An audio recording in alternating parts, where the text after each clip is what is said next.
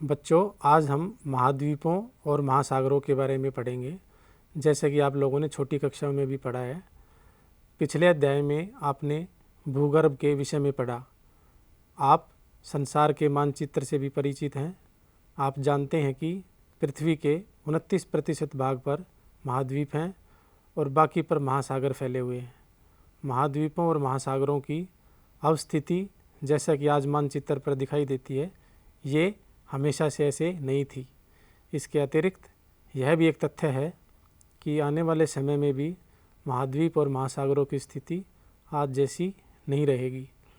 अगर ऐसा है तो प्रश्न ये है कि पुराकाल में इनकी अवस्थिति कैसी थी। इसी तरह के हमारे साथ कई सारे क्वेश्चंस हमारे दिमाग में आते हैं। इनकी अवस्थिति में परिवर्तन क्यों और कैसे होता है। यदि यह सच है कि महाद्वीपों और महासागरों की अवस्थिति में परिवर्तन हुआ है और अभी भी हो रहा है, तो आप यह जानकर आश्चर्यचकित होंगे कि वैज्ञानिक ये सब कैसे जानते थे। उन्होंने इन महाद्वीपों और महासागरों की पहले की स्थिति का निर्धारण कैसे किया होगा। इन्हीं सभी प्रश्नों के उत्तर हम इस अध्याय में जानने की कोशिश करेंगे। महाद्वीपीय विस्थापन सिद्धांत। अटलांटिक महासागरीय तटरेखा की आकृति को आप लोगों ने ध्यान से देखा होगा। इस महासागर के दोनों तरफ की तटरेखा में आश्चर्यजनक सममिति है। इसी समानता के कारण बहुत से वैज्ञानिकों ने दक्षिण व उत्तर अमेरिका तथा यूरोप व अफ्रीका के साथ जुड़े होने की संभावना को व्यक्त किया है। विज्ञान के इतिहास के ज्ञात अभिलेखों से पता चलता है कि 1596 में एक डच मानचित्रवेता अब्राहिम ओर्टेलियस ने सर्वप्रथम इस संभावना को व्यक्त किया था। एंटोनियो पेलेग्रिनी ने एक मानचित्र बनाया जिसमें तीनों महाद्वीपों को इकट्ठा दिखाया गया है। जर्मन मौसमविद अल्फ्रेड वेगनर ने महाद्वीपीय विस्थापन सिद्धांत को सन 1912 में प्रस्तावित किया, जो महाद्वीप एवं महासागरों के वितरण से संबंधित है। इस सिद्धांत की आधारभूत संकल्पना यह थी कि अभी महाद्वीप एक अकेले भूखंड में जुड़े हुए थे। वेगनर के अनुसार आज के सभी महाद्वीप इस बड़े भूखंड के भाग थे तथा यह एक बड़े महासागर से घिरा हुआ था। उन्होंने इस बड़े महाद्वीप को पेंजिया का नाम दिया है। पेंजिया का अर्थ होता है संपूर्ण पृथ्वी। विशाल महासागर जो पैंथालासा कहा गया, उसका अर्थ है जल ही जल। वेगनर के अनुसार लगभग 20 करोड़ वर्ष पहले इस बड़े महाद्वीप पेंजिया का विभाजन आरंभ हुआ। पेंजिया पहले दो बड़े महाद्वीपों पिंडों लौरेशिया और गोंडवानालैंड क्रमशः उत्तरी व दक्षिणी भूखंड के रूप में विभक्त हुआ। इसके बाद लौरेशिया व गोंडवानालैंड धीरे धीरे अनेक छोटे हिस्सों में बट गए, जो आज के महाद्वीप के रूप में हैं। महाद्वीपीय विस्थापन के पक्ष में कुछ प्रमाण हैं। उन प्रमाणों को हम एक एक करके पढ़ेंगे। महाद्वीपीय विस्थापन के पक्ष में कुछ प्रमाण। महाद्वीपों में साम्य। दक्षिणी अमेरिका व अफ्रीका के आमने सामने की तटरेखाएं अद्भुत व त्रुटि रहित साम्य दिखाती हैं। यह भी ध्यान देने योग्य है कि 1964 ईस्वी में बुलर्ड ने एक कंप्यूटर प्रोग्राम की सहायता से अटलांटिक तटों को जोड़ते हुए एक मानचित्र तैयार किया था। तटों की यह साम्य बिल्कुल सही सिद्ध हुआ। साम्य बिठाने की यह कोशिश आज की तटरेखा की अपेक्षा 1000 फैदम की गहराई की तटरेखा के साथ की गई थी। महासागरों के पार चट्टानों की आयु में समानता। अधिक समय में विकसित की गई रेडियोमीट्रिक कॉल निर्धारण विधि से महासागरों के पार महाद्वीपों की चट्टानों के निर्माण के समय को सरलता से जाना जा सकता है।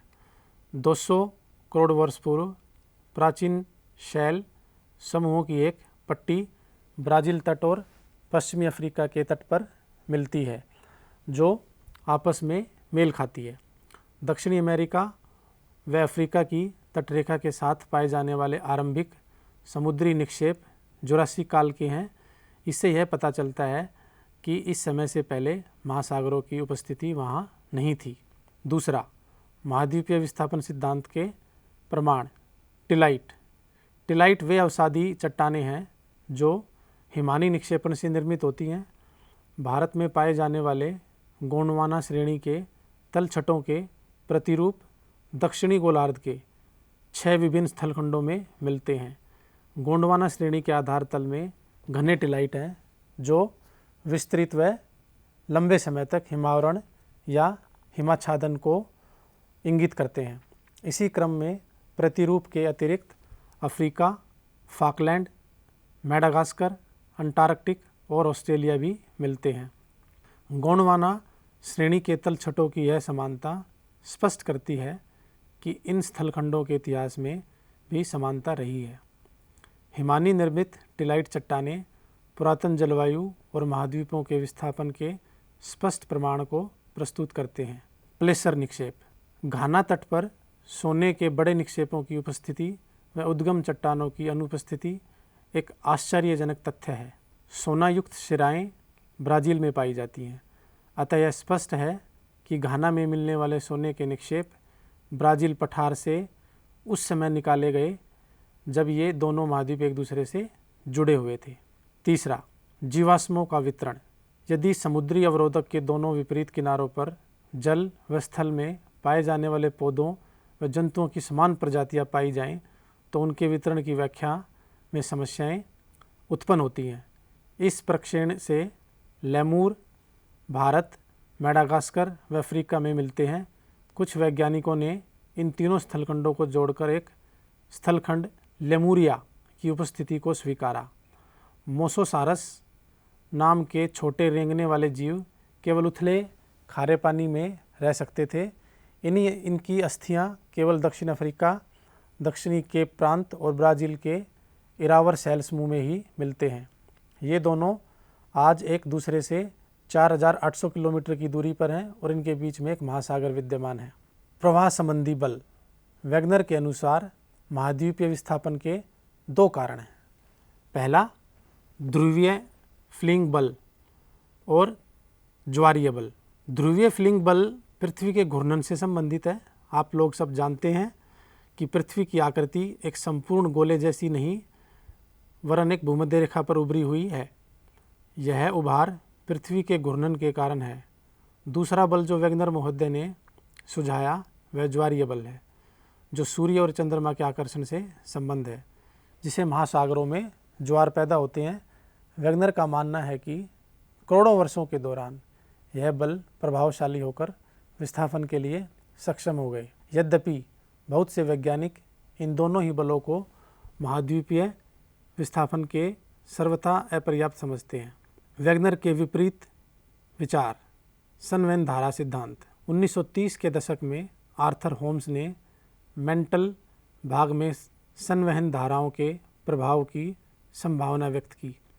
ये धाराएं रेडियो एक्टिव तत्वों से उत्पन्न तथा भिन्नता में मेंटल भाग में उत्पन्न होती हैं। होम्स ने यह तर्क दिया कि पूरे मेंटल भाग में इस प्रकार की धाराओं का तंत्र विद्यमान है। यह उन प्रभावों की व्याख्या करने का प्रयास था जिसके आधार पर समकालीन वैज्ञानिकों ने महाद्वीपीय विस्थापन सिद्धांत को नकार दिया।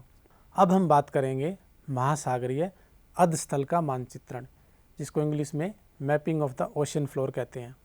महासागरों की बनावट और आकार पर विस्तृत शोध करने के बाद हमें यह पता चला है कि महासागरों का अधस्थल एक विस्तृत मैदान नहीं बल्कि उसमें भी उच्चावच पाया जाता है, मतलब ऊंचा नीचा मिलता है। द्वितीय विश्व युद्ध के बाद महासागरीय अधस्थल के निरूपण अभियान ने महासागरीय उच्चावच संबंधी विस्तृत जानकारी प्रस्तुत की और यह दिखाया कि इसके अधस्थली में जलमग्न पर्वतीय कटके व गहरी खाइयाँ हैं जो प्रायः महाद्वीपों के किनारों पर स्थित हैं। मध्य महासागरीय कटक, इसका सबसे अच्छा उदाहरण हमें अंध महासागर में मिलता है। महासागरीय प्रपटी की चट्टानों के काल निर्धारण ने यह तथ्य स्पष्ट कर दिया कि महासागरों के नित्तल की चट्टानें महाद्वीपीय भागों में पाई जाने वाली चट्टानों की अपेक्षा नवीन हैं। महासागरीय कटक के दोनों तरफ की चट्टानें जो कटक से बराबर दूरी पर स्थित हैं, उनकी आयु व संरचना में भी आश्चर्यजनक समानता पाई जाती है। महासागरीय अधस्थल की बनावट, जिसको हम ओशियन फ्लोर कॉन्फ़िगरेशन भी कहते हैं। महासागरीय तल को 3 प्रमुख भागों में विभाजित किया जाता है। ये भाग हैं महाद्वीपीय सीमा, गहरे समुद्री बेसिन और मध्य महासागरीय कटक। एक एक करके हम इन सब के बारे में पढ़ेंगे। महाद्वीपीय सीमा। महाद्वीपीय सीमा किनारों और गहरे समुद्री बेसिन के बीच का भाग होता है। इसमें महाद्वीपीय मग्न तट, महाद्वीपीय ढाल, महाद्वीपीय उभार और गहरी महासागरीय खाइयाँ आदि शामिल होती हैं। महासागरों व महाद्वीपों के वितरण को समझने के लिए गहरी महासागरीय खाइयों के क्षेत्र विशेष महत्वपूर्ण और रोचक हैं। उसके बाद है वितलीय मैदान। ये विस्तृत मैदान महाद्वीपीय तटों व मध्य महासागरीय कटकों के बीच पाए जाते हैं। वितलीय मैदान वह क्षेत्र है जहाँ महाद्वीपों से बहाकर लाए गए अवसाद इनके तटों से दूर निक्षेपित होते हैं। अब है आगे मध्य महासागरीय कटक। मध्य महासागरीय कटक आपस में जुड़े हुए पर्वतों की एक श्रृंखला बनाती है। महासागरीय जल में डूबी हुई या पृथ्वी के धरातल पर पाई जाने वाली संभवतः सबसे लंबी पर्वत श्रृंखला है। इन कटकों के मध्यवर्ती शिखर पर एक रिफ्ट, एक प्रभाजक पठार और इसकी लंबाई के साथ साथ पार्श्व मंडल इसकी विशेषता है। मध्यवर्ती भाग में उपस्थित द्रोणी वास्तव में सक्रिय ज्वालामुखी अक्षेत्र है। भूकंप व ज्वालामुखियों का वितरण। भूकंपीय गतिविधि और ज्वालामुखी वितरण का दिए गए मानचित्र 4.2 में अध्ययन करें। आप अटलांटिक महासागर में मध्यवर्ती भाग तटरेखा के लगभग समानांतर एक बिंदु रेखा को देखेंगे। यह आगे हिंद महासागर तक जाती है। भारतीय उपमहाद्वीप के थोड़ा दक्षिण में यह 2 भागों में बट जाती है, जिसकी एक शाखा पूर्वी अफ्रीका की ओर चली जाती है और दूसरी म्यांमार से होती हुई न्यू गिनी पर एक ही ऐसी रेखा से मिल जाती है। भूकंपीय संकेंद्रण का दूसरा क्षेत्र छायांकित मेखला के माध्यम से यह दिखाया गया है, जो अल्पाइन हिमालय श्रेणियों के और प्रशांत महासागरीय किनारों के समरूप है, मतलब एक जैसा है। सामान्यतः मध्य महासागरीय कटकों के क्षेत्र में भूकंप के उद्गम केंद्र कम गहराई पर है, जबकि अल्पाइन हिमालय पट्टी व प्रशांत महासागरीय किनारों पर ये केंद्र अधिक गहराई पर है। ज्वालामुखी मानचित्र भी इसी का अनुकरण करते हैं, मतलब इनके साथ साथ मिलते हैं। प्रशांत महासागर के किनारों को सक्रिय ज्वालामुखी के क्षेत्र होने के कारण रिंग ऑफ द फायर भी कहा जाता है, क्योंकि वहाँ पर ज्वालामुखी फटते रहते हैं। सागरीय अधस्थल का विस्तार। जैसा कि ऊपर वर्णन किया गया है, विस्थापन के बाद के अध्ययनों ने महत्वपूर्ण जानकारियाँ प्रस्तुत की, जो वैगनर के महाद्वीपीय विस्थापन सिद्धांत को इस समय की उपलब्धि नहीं मानते। चट्टानों के पुराचुंबकीय अध्ययन और महासागरीय तल के मानचित्रण ने विशेष रूप से निम्न तथ्यों को उजागर किया है, मतलब ये चीज़ें हमारे सामने आई हैं। नंबर 1, यह देखा गया है कि मध्य महासागरीय कटकों के साथ साथ ज्वालामुखी उद्गार सामान्य क्रिया है और ये उद्गार इस क्षेत्र में बड़ी मात्रा में लावा के साथ निकलते रहते हैं। महासागरीय कटक के मध्य भाग के दोनों तरफ समान दूरी पर पाई जाने वाली चट्टानों के निर्माण का समय, संरचना, संगठन और चुंबकीय गुणों में समानता पाई जाती है। महासागरीय कटकों के समीप की चट्टानों में सामान्यतः चुंबक ध्रुवण के गुण पाए जाते हैं तथा ये चट्टानें नवीनतम हैं। कटकों के शीर्ष से दूर चट्टानों की आयु भी अधिक होती है। तीसरा, महासागरीय परपटी की चट्टानें महाद्वीपीय परपटी की चट्टानों की अपेक्षा अधिक नई हैं। महासागरीय परपटी की चट्टानें कहीं भी 20 करोड़ वर्ष से अधिक पुरानी नहीं हैं। गहरी खाइयों में भूकंप के उद्गम अधिक गहराई पर हैं, जबकि मध्य महासागरीय कटकों के क्षेत्र में भूकंप उद्गम केंद्र कम गहराई पर दिखाई देते हैं। सागरीय अधस्थल का विस्तार। इन तथ्यों और मध्य महासागरीय कटकों के दोनों तरफ की चट्टानों के चुंबकीय गुणों के विश्लेषण के आधार पर हैरी हेस ने 1961 में एक परिकल्पना प्रस्तुत की, जिसे हम सागरीय अधस्थल विस्तार या सी फ्लोर स्प्रेडिंग कहते हैं। हैरी हेस के तर्कानुसार महासागरीय कटकों के शीर्ष पर लगातार ज्वालामुखी उद्भेदन से महासागरीय परपटी में विभेदन हुआ और नया लावा इस दरार को भरकर महाद्वीपीय और महासागरीय परपटी को दोनों तरफ धकेल रहा है। इस प्रकार महासागरीय अधस्थल का विस्तार होता है। महासागरीय परपटी का अपेक्षाकृत नवीनतम होना और इसके साथ ही एक महासागर में विस्तार से दूसरे महासागर के न सिकुड़ने पर हैरी हेस ने महासागरीय परपटी के अक्षेपण की बात कही। हेस के अनुसार यदि ज्वालामुखी परपटी से नई निर्माण होता है तो दूसरी तरफ महासागरीय गर्तों में इसका विनाश भी होता है। चित्र 4.3 में सागरीय तल विस्तार की मूलभूत संकल्पना को दिखाया गया है। अब हम बात करेंगे प्लेट टेक्टोनिक्स, प्लेट विवर्तनिक। सागरीय तल विस्तार अवधारणा के पश्चात विद्यमान महाद्वीपों व महासागरों के वितरण के अध्ययन में फिर से रुचि पैदा हुई। सन 1967 में मैकेंजी, पार्कर और मॉर्गन ने स्वतंत्र रूप से उपलब्ध विचारों को समन्वित कर एक नई अवधारणा प्रस्तुत की जिसे हम प्लेट टेक्टोनिक्स या प्लेट विवर्तनिक कहते हैं। इस प्लेट को ठोस चट्टान का एक विशाल व अनियमित आकार का खंड मान सकते हैं जो महाद्वीपीय व महासागरीय स्थलखंडों से मिलकर बना है।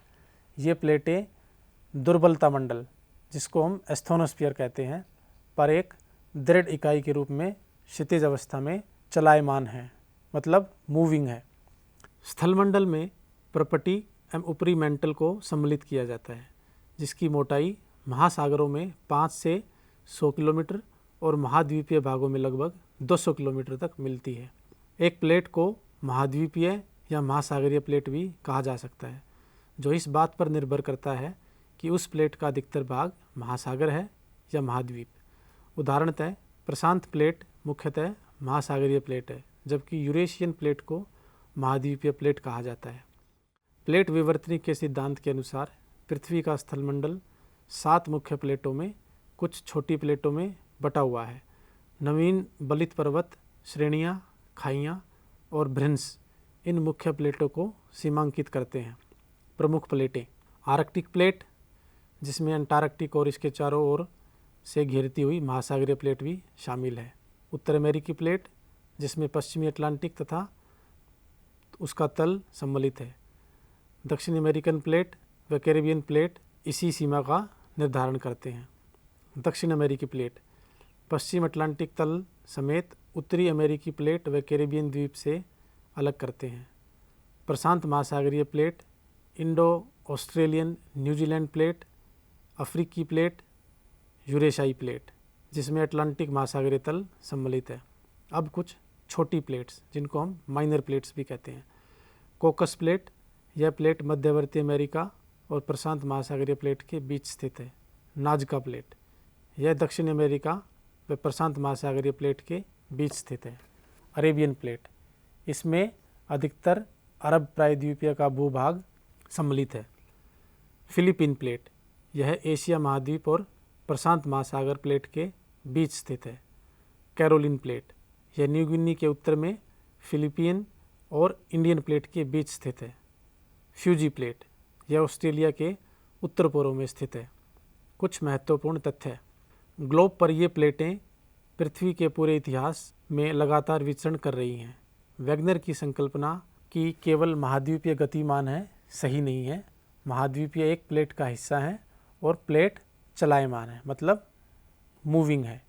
यह एक निर्विवाद तथ्य है कि भूवैज्ञानिक इतिहास में सभी प्लेट गतिमान रही हैं और भविष्य में भी गतिमान रहेंगी। वैगनर के अनुसार आरंभ में सभी महाद्वीपों से मिलकर बना एक सुपर महाद्वीपीय पेंजिया के रूप में विद्यमान था। यद्यपि बाद की खोजों से यह स्पष्ट किया है कि महाद्वीपीय पिंड जो प्लेट के ऊपर स्थित हैं भूवैज्ञानिक काल से चलायमान थे और पेंजिया अलग अलग महाद्वीप खंडों के अभिसरण से बना था, जो कभी एक या किसी दूसरी प्लेट के हिस्से थे। पुराचुंबकीय पैलियोमैग्नेटिज्म आंकड़ों के आधार पर वैज्ञानिकों ने विभिन्न भूकालों में प्रत्येक महाद्वीपीय खंड की अवस्थिति निर्धारित की है। भारतीय उपमहाद्वीप अधिकांशतः प्रायद्वीपीय भारत की अवस्थिति नागपुर क्षेत्र में पाई जाने वाली चट्टानों के विश्लेषण के आधार पर आकी गई है। प्लेट सीमाएं, प्लेट बाउंड्रीज। सबसे पहले डाइवर्जेंट प्लेट बाउंड्रीज, अपसारी सीमा। जो दो प्लेट एक दूसरे से विपरीत दिशा में अलग हटती हैं और नई परपटी का निर्माण होता है, उन्हें अपसारी प्लेट कहते हैं। वह स्थान जहाँ से प्लेट एक दूसरे से दूर हटती हैं, इन्हें प्रसारी स्थान या फिर स्प्रेडिंग साइट भी कहा जाता है। अपसारी सीमा का सबसे अच्छा उदाहरण मध्य अटलांटिक कटक है। यहाँ से अमेरिकी प्लेट, जो कि अमेरिका व दक्षिण अमेरिका प्लेटों को तथा यूरेशियन व अफ्रीकी प्लेटों को अलग अलग करते हैं। दूसरी, कन्वर्जेंट बाउंड्रीज, अभिसरण सीमा। जब एक प्लेट दूसरी प्लेट के नीचे धंसती है और जहाँ भूप्रपटी नष्ट होती है, वह अभिसरण सीमा कहलाती है। वह स्थान जहाँ प्लेट धंसती हैं उसे प्रविष्टन या फिर सबडक्शन जोन भी कहा जाता है। अभिसरण 3 प्रकार का होता है: महासागरीय महाद्वीपीय प्लेट के बीच, 2 महासागरीय प्लेट के बीच और 2 महाद्वीपीय प्लेटों के बीच। ट्रांसफॉर्म बाउंड्रीज या फिर रूपांतर सीमाएं, जहाँ न तो कोई परपटी का निर्माण होता और न ही परपटी नष्ट होती है, उन्हें रूपांतर सीमा कहते हैं। इसका कारण है कि इस सीमा पर प्लेटें एक दूसरे के साथ साथ क्षितिज दिशा में खिसक जाती हैं। रूपांतर भ्रंश 2 प्लेट को अलग करने वाले तल हैं, जो सामान्यतः मध्य महासागरीय कटकों से लंबवत स्थिति में पाए जाते हैं। क्योंकि कटकों के शीर्ष पर एक ही समय में सभी स्थानों पर ज्वालामुखी उद्गार नहीं होता, ऐसे में पृथ्वी के अक्ष से दूर प्लेटें के हिस्से भिन्न प्रकार से गति करते हैं। इसके अतिरिक्त पृथ्वी के घूर्णन का भी प्लेट के अलग खंडों पर विभिन्न प्रभाव पड़ता है। प्लेट प्रवाह दरें, मतलब प्लेट्स के मूवमेंट होने की दर। सामान्य व उत्क्रमण चुंबकीय क्षेत्र की पट्टियाँ जो अंध महासागरीय कटक के समानांतर हैं, प्लेट प्रवाह की दर समझने में वैज्ञानिक के लिए सहायक सिद्ध हुई है। प्रवाह की ये दरें बहुत भिन्न हैं। आर्कटिक कटक की प्रवाह दर सबसे कम है, जो 2.5 सेंटीमीटर प्रति वर्ष से कम है। ईस्टर द्वीप के निकट पूर्वी प्रशांत महासागरीय उभार, जो चिली से 3400 किलोमीटर पश्चिम की ओर दक्षिण प्रशांत महासागर में है, इसको प्रवाह दर सबसे अधिक है, जो 15 सेंटीमीटर से अधिक है प्रति वर्ष। प्लेट को संचालित करने वाला बल, फोर्सेस फॉर प्लेट मूवमेंट। जिस समय वैगनर ने महाद्वीपीय विस्थापन सिद्धांत प्रस्तुत किया था, उस समय अधिकतर वैज्ञानिकों का विश्वास था कि पृथ्वी एक ठोस गति रहित पिंड है। यद्यपि सागरीय अधस्थल विस्तार और प्लेट विवर्तनिक दोनों सिद्धांतों ने इस बात पर बल दिया है कि पृथ्वी का धरातल व भूगर्भ दोनों ही स्थिर न होकर गतिमान है। प्लेट विचरण करती हैं, यह आज एक अकाट्य तथ्य है, मतलब सच्चाई है। ऐसा माना जाता है कि दृढ़ प्लेट के नीचे चलायमान चट्टानें वृत्ताकार रूप में चल रही हैं। उष्ण पदार्थ धरातल पर पहुंचता है और फैलता है, धीरे धीरे ठंडा होता है, फिर गहराई में जाकर नष्ट हो जाता है। यही चक्र बार बार दोहराया जाता है और वैज्ञानिक इसे संवहन प्रवाह या फिर कन्वेक्शन फ्लो कहते हैं। पृथ्वी के भीतर ताप उत्पत्ति के 2 माध्यम हैं: रेडियोधर्मी तत्वों का क्षय और अवशिष्ट ताप। आर्थर होम्स ने सन 1930 में इस विचार को प्रतिपादित किया, जिसने बाद में हैरी हेस की सागरीय तल विस्तार अवधारणा को प्रभावित किया। दृढ़ प्लेटों के नीचे दुर्बल व उष्ण मेंटल है, जो प्लेट को प्रवाहित करता है। भारतीय प्लेट का संचलन, मूवमेंट ऑफ इंडियन प्लेट। भारतीय प्लेट में प्रायद्वीपीय भारत और ऑस्ट्रेलिया महाद्वीपीय भाग सम्मिलित हैं। हिमालय पर्वत श्रेणियों के साथ साथ पाया जाने वाला प्रविष्ट नक्षत्र, जिसको हम सबडक्शन जोन भी कहते हैं, इसकी उत्तरी सीमा निर्धारित करता है, जो महाद्वीपीय अभिसरण के रूप में है। यह पूर्व दिशा में म्यांमार के राकियोयोमा पर्वत से होते हुए एक चाप के रूप में जावा खाई तक फैला हुआ है। इसकी पूर्वी सीमा एक विस्तारित तल है, जो ऑस्ट्रेलिया के पूर्व में दक्षिण पश्चिम प्रशांत महासागर कटक के रूप में है। इसकी पश्चिमी सीमा पाकिस्तान के किरथर श्रेणियों का अनुसरण करती है। यह आगे मकरान तट के साथ साथ होती हुई दक्षिणी पूर्वी चागोस द्वीप समूह के साथ साथ लाल सागर द्रोणी में जा मिलती है। भारतीय तथा आर्कटिक प्लेट की सीमा भी महासागरीय कटक से निर्धारित होती है, जो एक अपसारी सीमा है, डाइवर्जेंट बाउंड्री। लगभग पूर्व पश्चिम दिशा में होती हुई न्यूजीलैंड के दक्षिण में विस्तारित तल में मिल जाती है। भारतीय प्लेट का संचलन। भारत एक वृत्त द्वीप है जो ऑस्ट्रेलिया तट के दूर एक विशाल महासागर में स्थित था। लगभग 22.5 करोड़ वर्षों पहले तक टेथिस सागर इसे एशिया महाद्वीप से अलग करता था। ऐसा माना जाता है कि लगभग 20 करोड़ वर्ष पहले जब पेंजिया विभक्त हुआ तब भारत ने उत्तर दिशा की ओर खिसकना शुरू किया। लगभग 4 से 5 करोड़ वर्ष पहले भारत एशिया से टकराया व परिणाम स्वरूप हिमालय पर्वत का उत्थान हुआ। 7.1 करोड़ वर्ष पहले आज तक की भारत की स्थिति मानचित्र 4.6 में दिखाई गई है।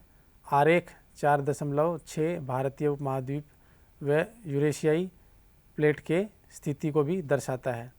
आज से लगभग 4 करोड़ वर्ष पहले यह उपमहाद्वीप सुदूर दक्षिण में 50 डिग्री दक्षिणी अक्षांश पर स्थित था। इन दो प्रमुख प्लेटों को टेथिस सागर अलग करता है और तिब्बतीय खंड एशियाई स्थलखंड के करीब था। भारतीय प्लेट के यूरेशियाई प्लेट की तरफ प्रवाह के दौरान एक प्रमुख घटना घटी, वह थी लावा प्रवाह से दक्कन ट्रैप का निर्माण होना। ऐसा लगभग 6 करोड़ वर्ष पहले आरंभ हुआ और एक लंबे समय तक जारी रहा। याद रहे कि यह उपमहाद्वीप तब भी भूमध्य रेखा के निकट था। लगभग 4 करोड़ वर्ष पहले और इसके पश्चात हिमालय की उत्पत्ति आरंभ हुई। वैज्ञानिकों का मानना है कि यह प्रक्रिया अभी भी जारी है और हिमालय की ऊंचाई अभी भी बढ़ रही है। धन्यवाद।